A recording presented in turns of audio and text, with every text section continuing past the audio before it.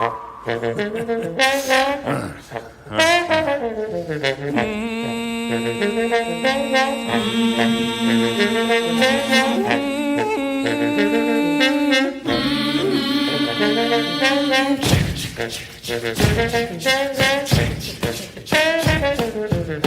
upon a time there was a railroad line.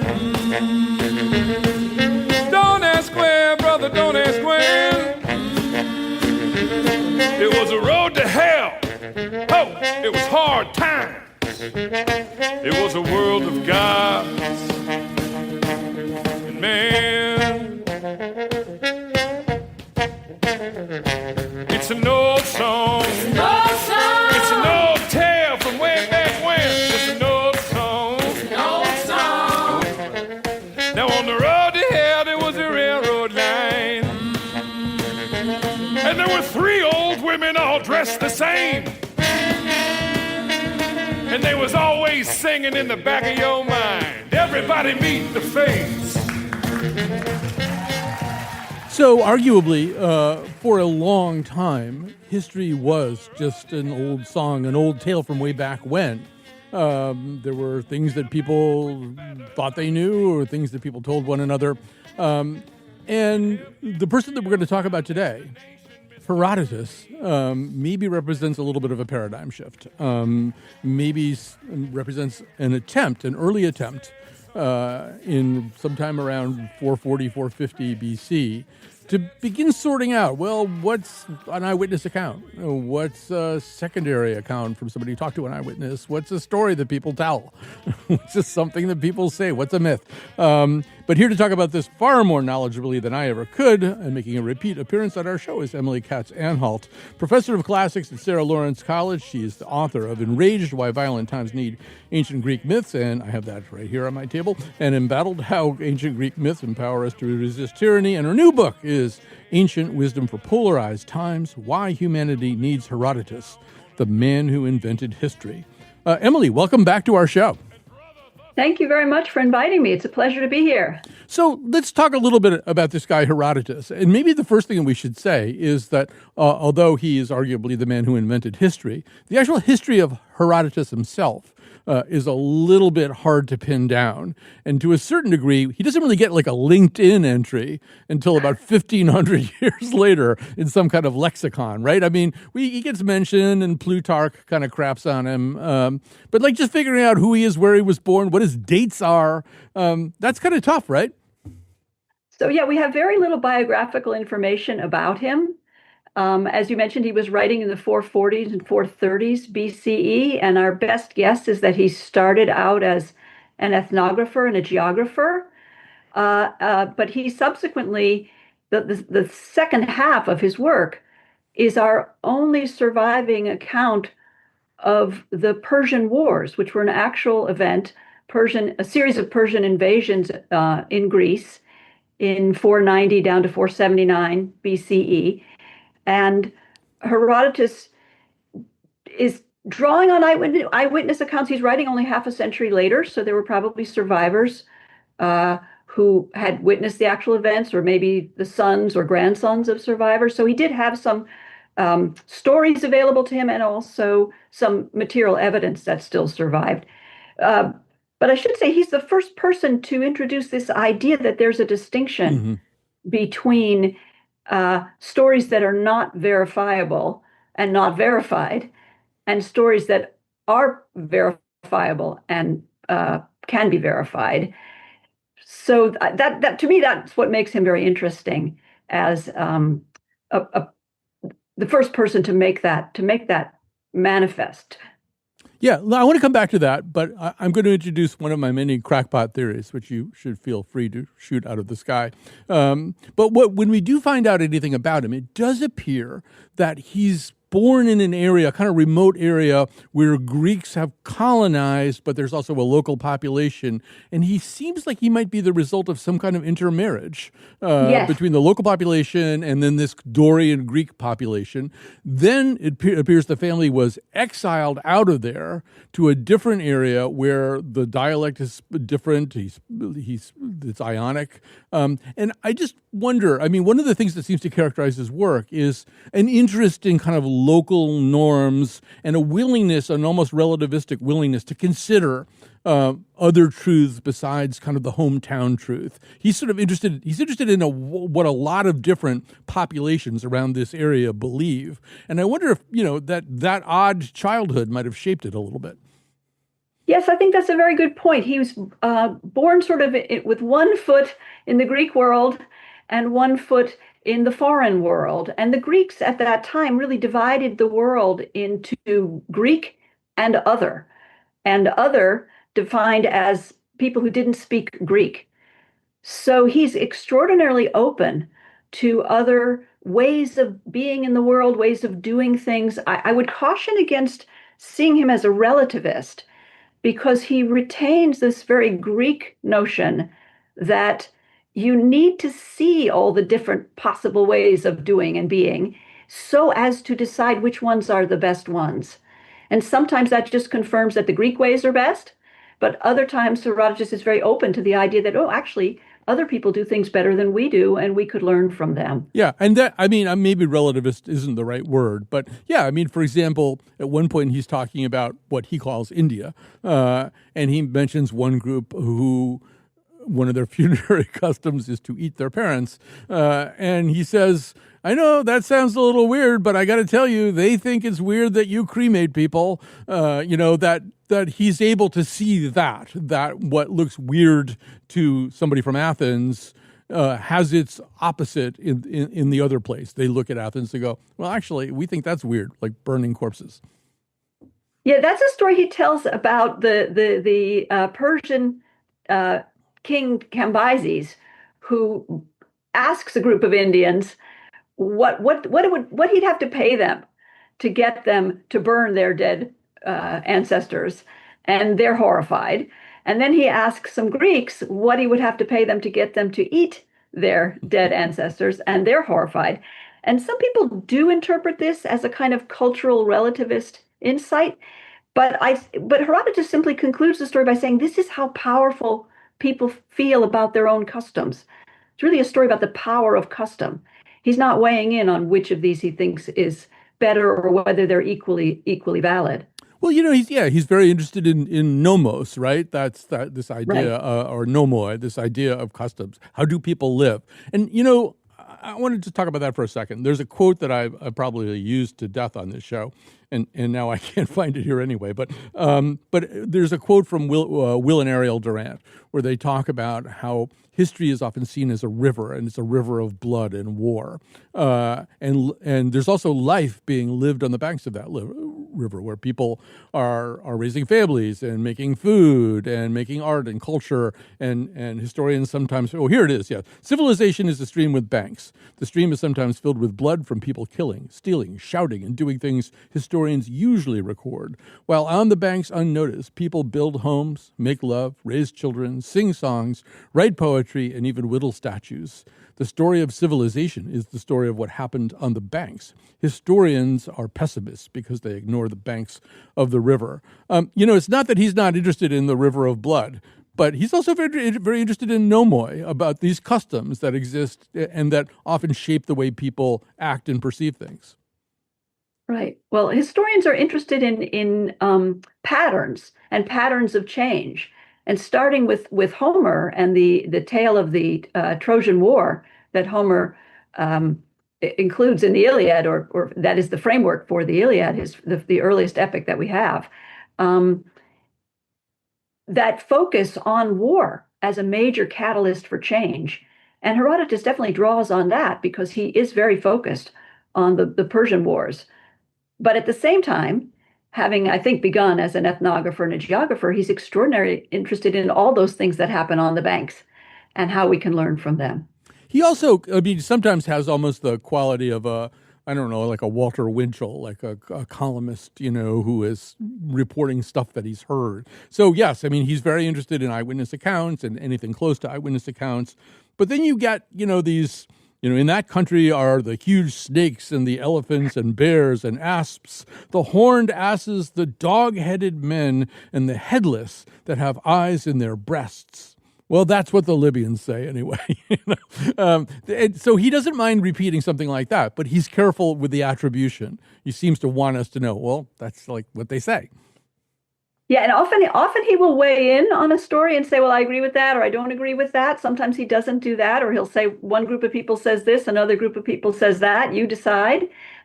He's interested in marvels, and marvels include the things people do, but also the things people say. And the problem with looking at Herodotus as a historian is that he introduced what we might recognize as a historical method, but he doesn't always abide by it himself. So he was called in antiquity the father of history, but Plutarch, as you mentioned at the beginning, denounced him as a liar and a fabricator. And the way I look at it is those are two sides of the same coin. Once you establish a standard of accuracy that's based on something that's verified and verifiable, then anything that's not is fanciful, fabricated, maybe even impossible. So we can dismiss many of Herodotus's own tales using the very criterion that he himself introduced. And many of his tales are bizarre. They can't possibly be true. Well, what also is maybe a little bit confusing to the modern mind is he has a term. I'm not exactly sure. You'll have to correct all of my pronunciations, but he says historiae. And that, I think, means more to him an inquiry, an investigation. This is an investigation as opposed to David McCullough telling you exactly what happened, day by day, year by year. Yeah, he coined this term, historiae or historia, and I define it as sort of an investigation into the factual evidence so as to make an assessment. And that it really is what modern historians try to do. But of course, the present is always reinterpreting the past in the light of the present. So this is a moving target. This is not, there is not a definitive answer. But it's a methodology that Herodotus introduced and that he models for us. We should also say to people who are listening and wondering, well, why are you talking about Herodotus again? I mean, there are a lot of reasons, but one of them is that some of the stories from Greek antiquity that loom the largest, he is our main source on, whether it's Marathon, the battle that gives the race its name, or Thermopylae. I think in the movie 300, there's actual little bits of Herodotus dropped in there as narration. But this epic stand by these Spartans, the Battle of Salamis. These are, I mean, he's kind of the person who has an extended account of most of these things. Yeah, this is sort of an interesting puzzle for us because he's the guy who said, those stories we've been telling ourselves, stories about the Trojan War and stories about Helen of Troy, which also I think remain in the zeitgeist today. He said those stories happened too long ago for anyone to know whether they happened this way or that way. And different peoples tell different versions of them. So I'm not going to weigh in on that. I'm going to talk about more recent events. And to some extent, he does that, but he also tells stories that involve events that happened 100, 150 years before his own time. So we're in the same position vis-a-vis those stories as his contemporaries were in terms of being able to assess the accuracy of tales of the Trojan War. And then similarly, with his tales of the Persian Wars, we have no other real evidence to evaluate against what he's telling us.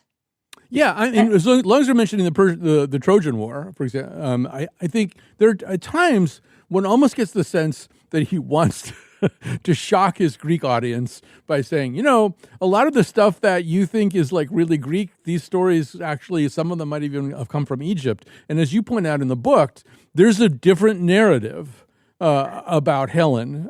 There's a different Egyptian narrative about how the story goes and where she was at certain times. You might want to mention that because I'm just wondering also how that might have sort of flustered a Greek audience to hear all this. Well, it's like he's telling a different version of what they understood as their history. His contemporaries, up until he started writing, and maybe even after, they thought of those stories as their actual history. And so now he's saying, well, wait a second. The Persians tell it differently. The Egyptians tell it differently. How can we know?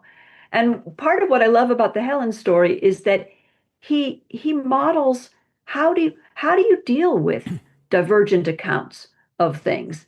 So the Persian priests tell him that, Egyptian priests tell him that Helen never made it to Troy, and that the only reason for the Trojan War was that the Greeks didn't believe the Trojans when they said she wasn't there. And he then thinks, well, kind of logically, that makes more sense, because surely with 10 years of war, the Trojans would have returned her. They wouldn't keep on fighting for her while they're all dying. And so it's the only logical explanation, he thinks. So he really challenges that traditional Greek tale. So another way in which Herodotus has surfaced in fairly recent modernity is in both the novel and the movie, The English Patient. And we're going to play a little clip from here. You're going to hear Kristen Scott Thomas as Catherine Clifton. She's going to tell part of one of Herodotus's stories. This is Candales and Gyges. And then Emily and I will talk a little bit about that after this. This is A1. And that evening, it's exactly as the king has told him. She goes to the chair, removes her clothes one by one, until she's standing naked in full view of Gyges. And indeed, she was more lovely than he could have imagined. But then, the queen looked up and saw Gyges concealed in the shadows. And although she said nothing, she shuddered.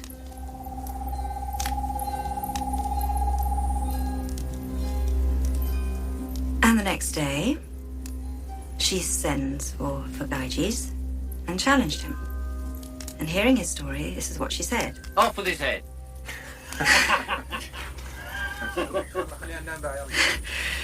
She said, either you must submit to death for gazing on that which you should not, or else kill my husband who has shamed me and become king in his place.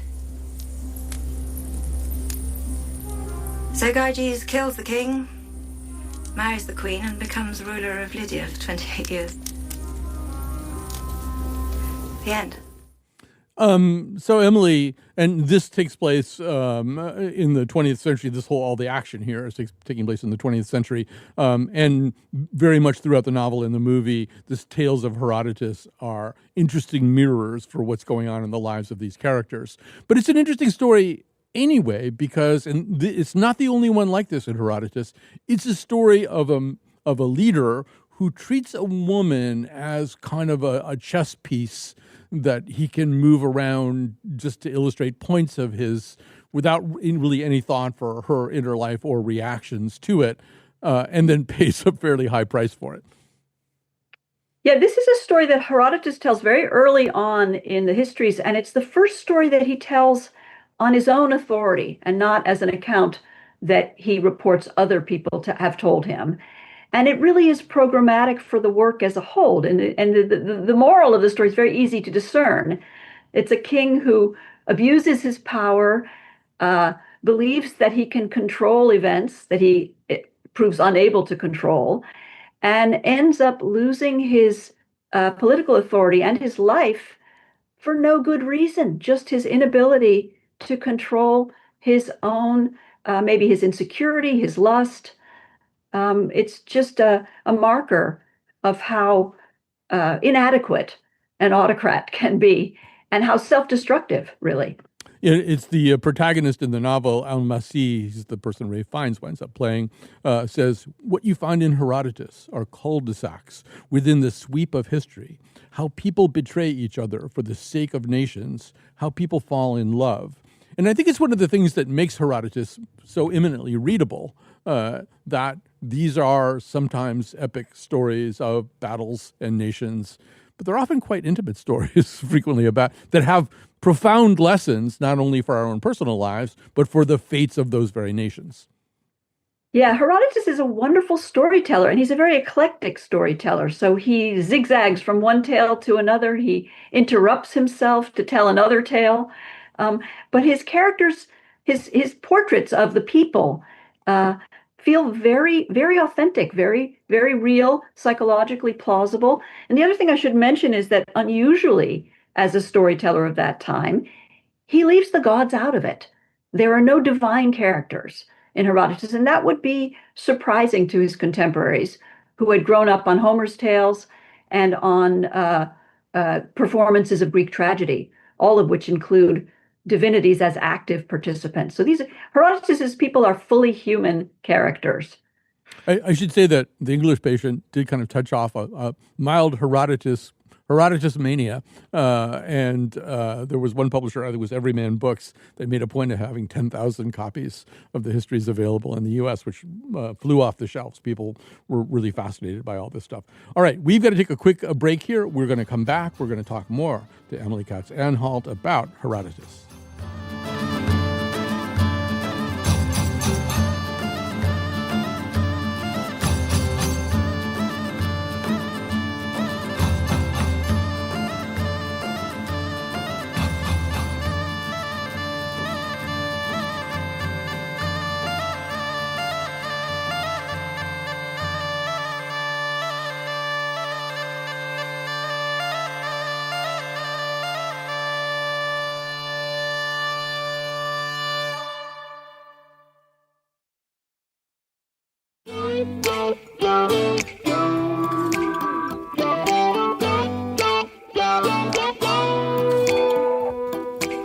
On the road, the party's going on. Big letters standing in the lawn. Yellow bus gonna take me somewhere new.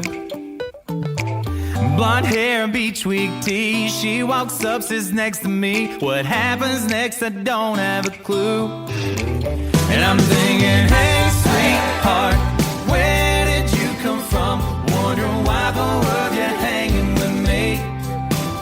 For the first time in my life, I finally found some freedom, trying to figure out who I'm gonna be. It's all Greek to me.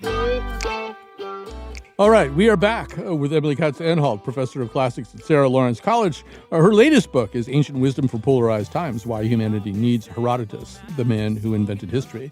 So let's talk about why we need Herodotus and maybe why Athens needed Herodotus or his just general audience needed him.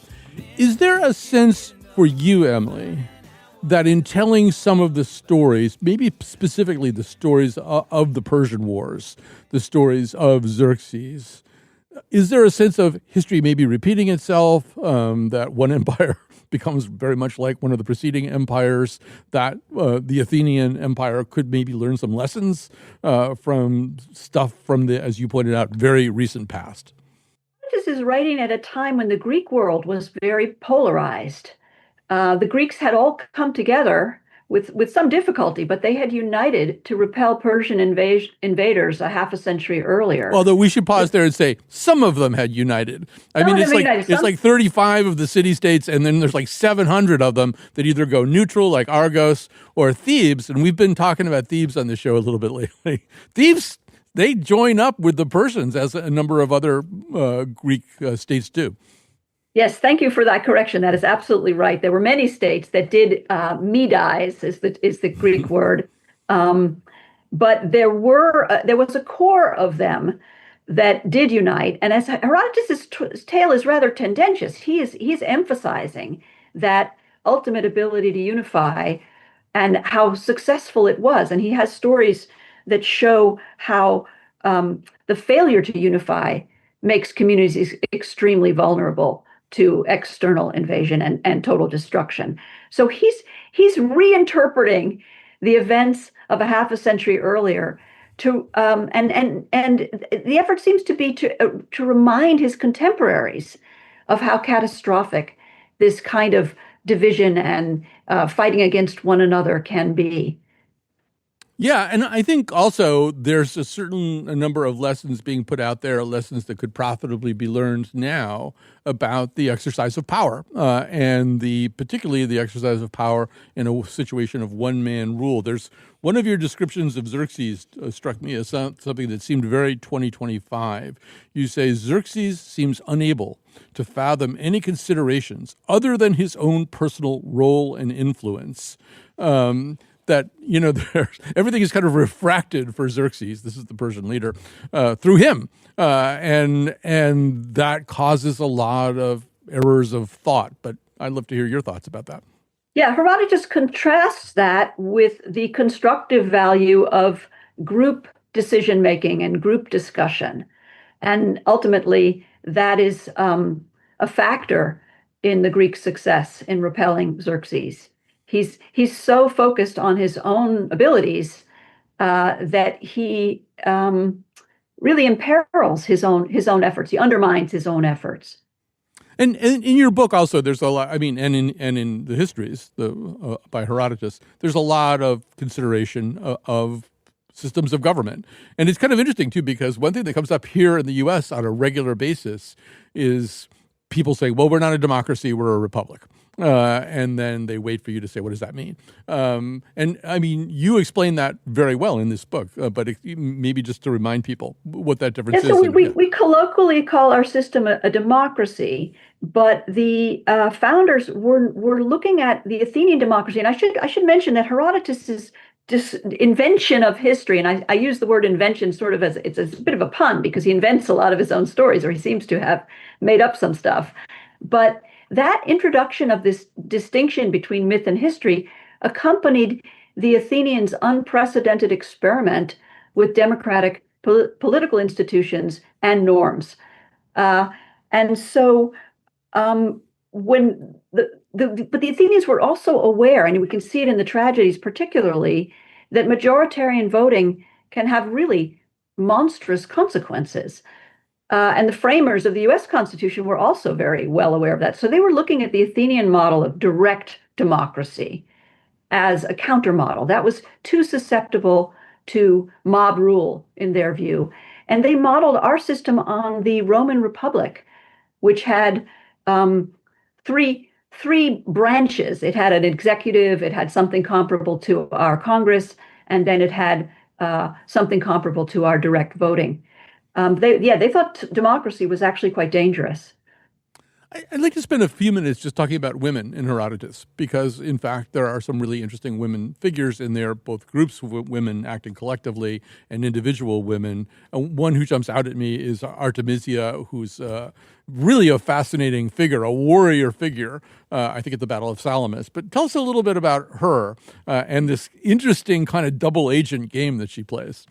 Yeah, so Artemisia is a warrior queen. She was the widow of a previous king, and she takes over his autocratic rule, and she brings ships to assist Xerxes in his invasion of Greece, and she fights at the Battle of Salamis. And Herodotus tells this extraordinary story where she's being chased by an enemy ship, and then she rams a friendly ship, in other words, another allied Persian ship.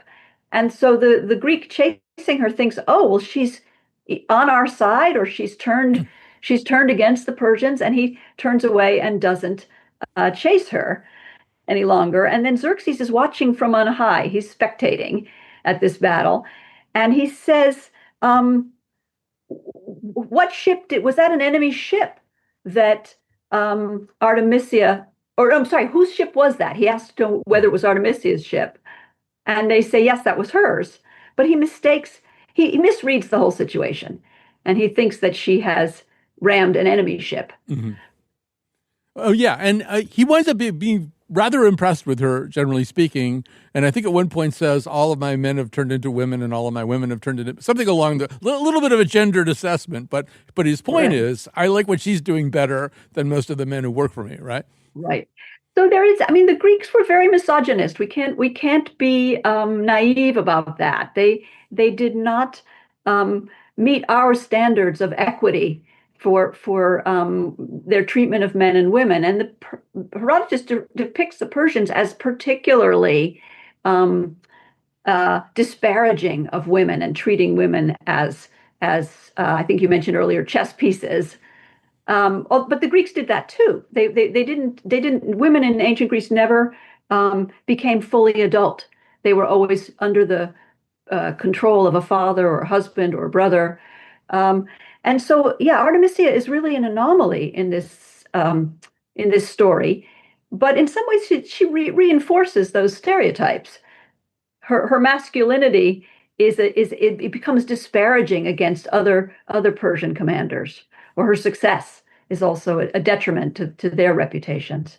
Yeah, and I think there are sort of repeat versions, too, of that Candalis and Gyges story, particularly with Xerxes. Xerxes has a wife, Amestris, and Xerxes is just sexually out of control. He's like anybody upon whom his eyes alight is a possible sexual conquest, including his daughter-in-law. So, I mean, he humiliates this wife, Amestris, and she bides her time. And Emily, explain a little bit about what happens. This is a fascinating story. So Herodotus frames his whole work with these two tales. One, the story of Candalis, the king who loses his power by visually assaulting his wife, or arranging a visual assault of his wife, and then the concluding tale about Xerxes' inability to control his own sexual lust. And self-restraint is one of the features that Herodotus celebrates as something admirable and self-preserving. And Xerxes completely lacks it. And he ends up destroying his own brother. And there's a day where she gets to pick anything she wants, right? Yeah. He has to grant any kind of wish that she comes up with, and she's been thinking about this for a long time, right? Yeah, and actually, the women biding their time, that's sort of interesting because Candalis' wife does that as well, right? The Persians and Greeks think of women as unrestrained, but actually in these stories, it's the men who lack restraint and the women who show restraint and the ability to bide their time. It's also remarkable that Xerxes feels bound by this agreement to give her whatever she wants when he's happy to flaunt custom and tradition, or nomos, as you said, in other situations. So it's just a marker of how self-destructive this kind of behavior is. Yeah, I mean, and the results are pretty grisly here in terms of what she wants and what she gets by way of revenge, if that's the right way to put it. So I want to read one of your sentences back to you, and let's just talk a little bit about this before we go to a break, and then I think there'll be more to say as well. But you write, "It is difficult not to view Athens' rise and fall trajectory in the 5th century BCE as a cautionary model for the United States in the 21st century CE." Let's talk about this. What are you saying there? So Herodotus seems to be concerned, and I don't want to be reading his mind, but one gets the sense, reading his work, that he's looking at the behavior of his contemporaries, and he's worried that they are replicating that rapacity and greed and lack of respect for other human beings that he attributes to the Persians. So the whole work reads kind of as a cautionary warning for his contemporaries. But I think we are in a political moment. Well, two things. One, I think we risk losing that distinction between fiction and fact. And once we lose that, we have no means of persuading one another via evidence. We then have to resort to violence or intimidation. And I think this is something that I'm very concerned about at the moment. And I think Herodotus was as well. So this effort to look at the facts and assess the evidence and make a rational deduction, that I think he felt would be very beneficial to his contemporaries. He also exposes the horrors of war, as did Homer and the tragedies before him. Well, I think we'll take a break here. I want to come back, talk a little bit more about why it's important to teach and learn this stuff. You've written very eloquently about that as well. So let's take a break. We'll be back with more of Emily Katz Anhalt and Herodotus, although he's not actually on the show today. And we will be back.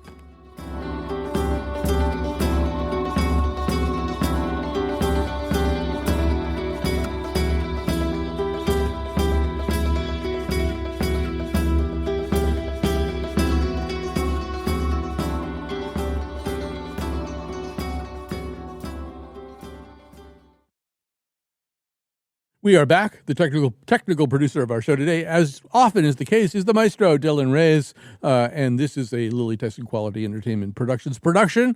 Lily Tyson, our senior producer, produced this episode with Emily Katz Anhalt, professor of classics at Sarah Lawrence College, the author of 3 books that have been very important to us, the latest of which is Ancient Wisdom for Polarized Times, Why Humanity Needs Herodotus, the man who invented history. But you just need an Emily Katz or an EKA library in your house. Just have all the books there. You can pull them down.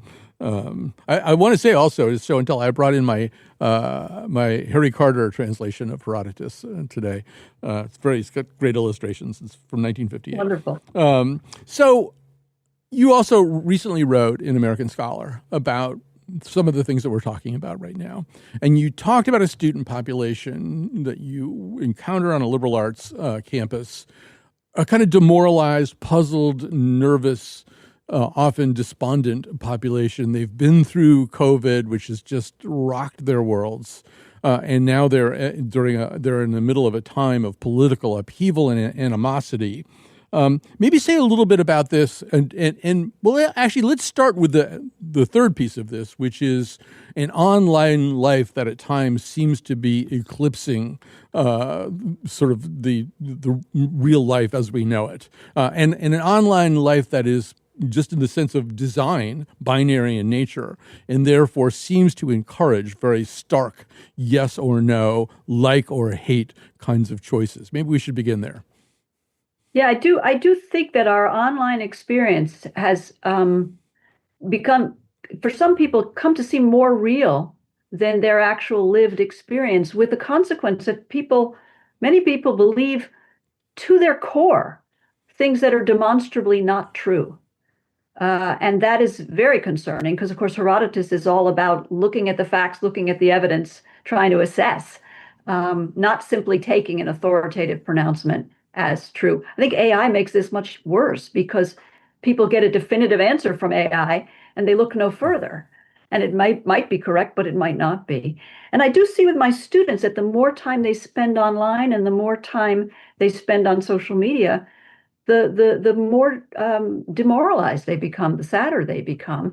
And as soon as they can put their phone down and read an actual book, they learn new things and have the satisfaction of coming to understand new things. Well, I think also, apropos of what we've been saying about Herodotus, that whole idea, that very binary idea, yes or no, like or hate, he's trafficking in a very different view of reality, right? His slogan could be, it's complicated. Right. Say a little bit about that, how that's maybe an alternative to the starkness of choices we often see ourselves facing today. Yeah, I do think there's something in human nature that attracts us to either or. But Herodotus is all about both and being able to see the moral complexity, which can be if you've been raised to think that there's good guys and bad guys, and that's all there is to it, then moral complexity and nuance can be very unsettling and very disturbing. But Herodotus is really showing us how complicated human beings actually are. And often there are no good answers to conflicts. There are better and worse ones. But we have to be open to talking to one another. Herodotus is remarkable in making us realize that we ourselves are other people's other. So the idea of dehumanizing someone who disagrees with you is completely nonsensical because they're just looking back at you. It's just another person. But Herodotus is constantly reminding us to see other people as fully human beings, even if we disagree with them.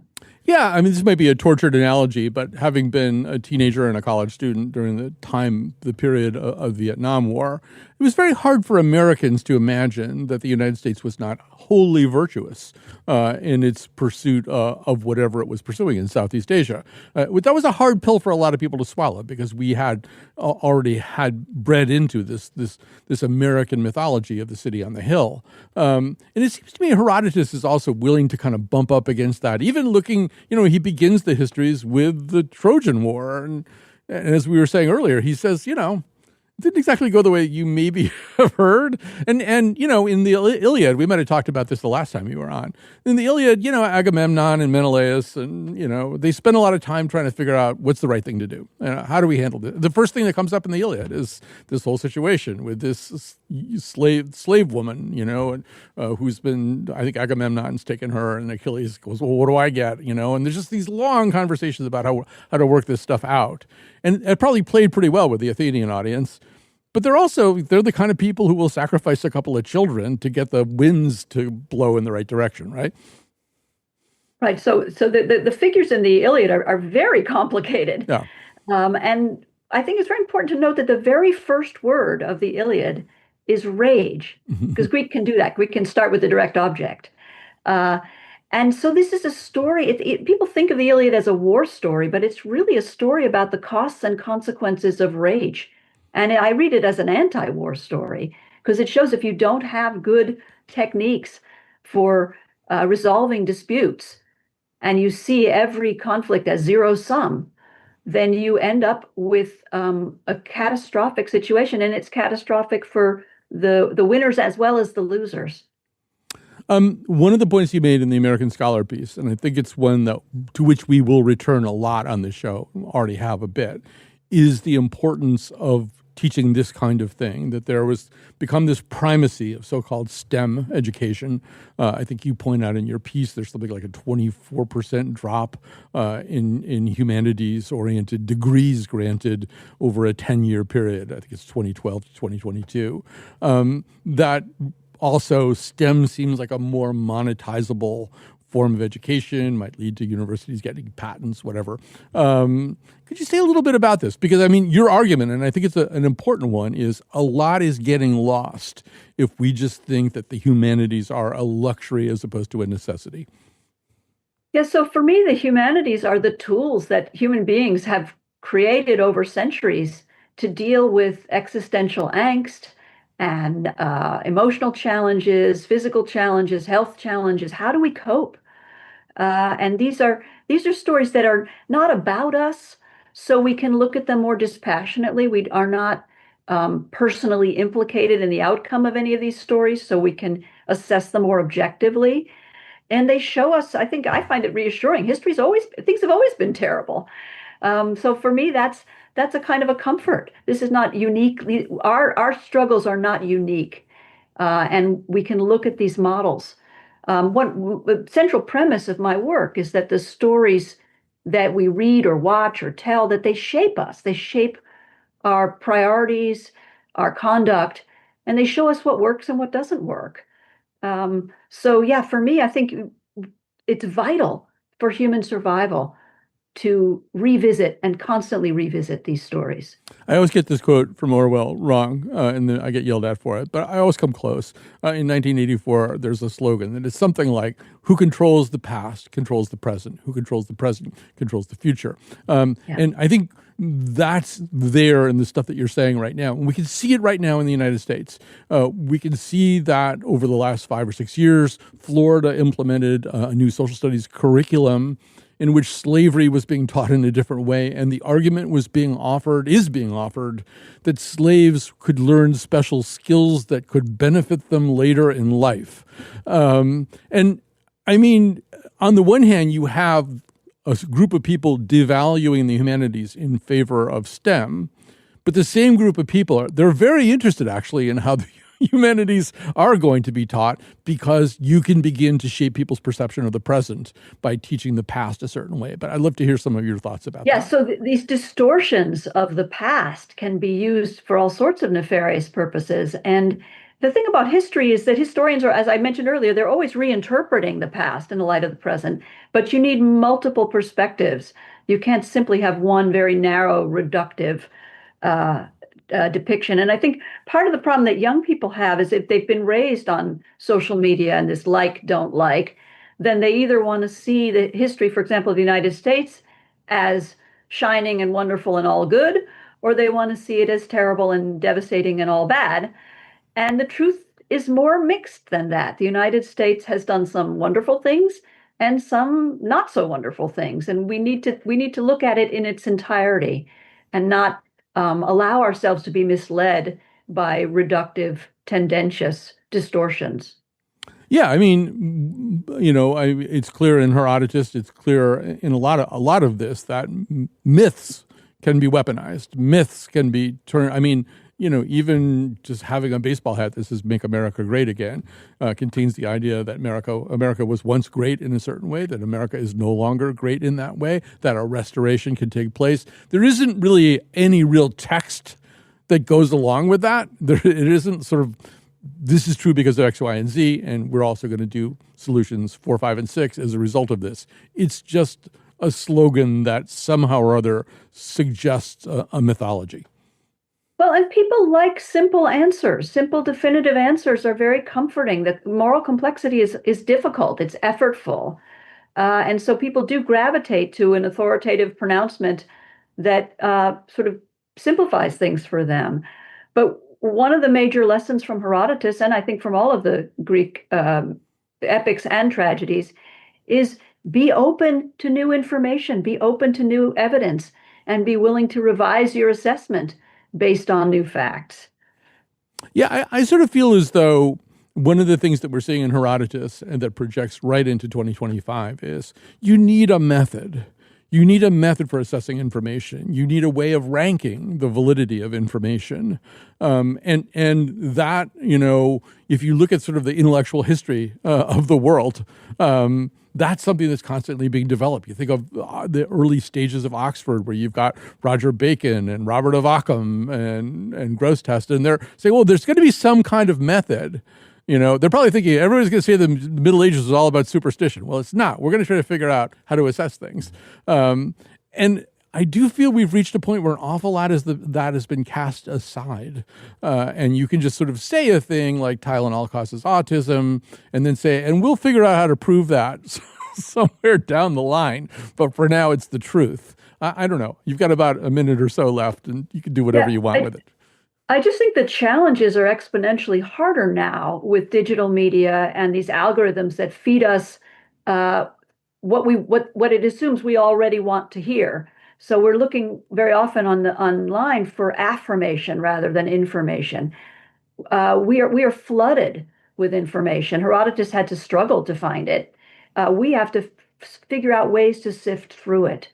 And for me, we have to be asking the questions always: who is telling me this? What is their agenda? What is their evidence for this? And not simply take authoritative pronouncements on face value.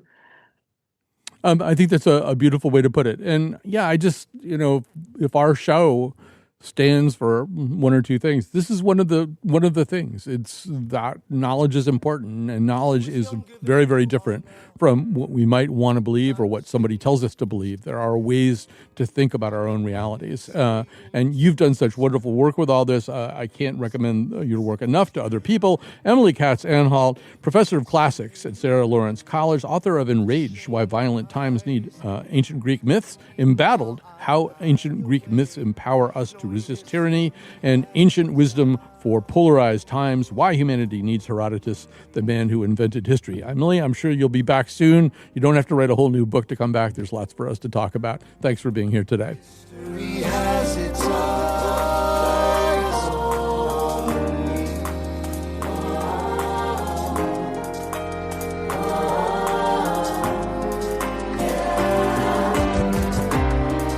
Let me tell you what I wish I'd known when I was young and dreamed of glory. You have no control. Who lives, who dies, who tells your story?